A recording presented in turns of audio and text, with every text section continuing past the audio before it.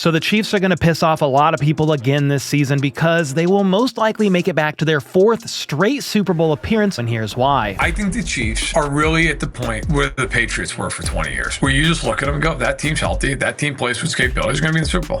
If I were a Bills fan, that would be extremely frustrating because the Bills have an MVP quarterback and a guy who I think is going to end up being probably a first ballot Hall of Famer in Allen. And you just look at them and go, yeah, but they just can't get by Kansas City. Now, I will say this, at some point, they will eventually beat the Chiefs in a playoff game. I mean, it just stands to reason they're not going to lose to them 9 times in 15 years, whatever it is. It also stands to reason they would have beat them 1 out of 4 times to this point, and they just haven't been able to do it. Between the Bills, the Ravens, and the Chiefs, take away the draft classes because we don't know how those guys are going to play out. I don't think any of these teams got incredibly better or incredibly worse throughout the offseason, but the one thing that I do think happened, the Ravens did not have a lot of injuries last year, and the Bills are fairly healthy. The Chiefs missed a million guys last year. Rice was out, Brown is out, Watts was out, Pacheco was out, Menahu was out, Bucker was out for a large stretch. They won 15 games. Some of that was like a miracle from divine intervention. And so they might be, and probably will be record-wise, they'll probably be worse this year. Let's say they win 13 games. But I would argue they're going to be a harder team to beat in the playoffs if they're healthy because they just weren't healthy last year. I think if the Chiefs go out and play to their capabilities and they're healthy, I think they're going to go to the 6th Super Bowl in 7 years. Because I just think they're flat out better than everybody else in the conference. And until somebody beats them, it's hard to really argue that point.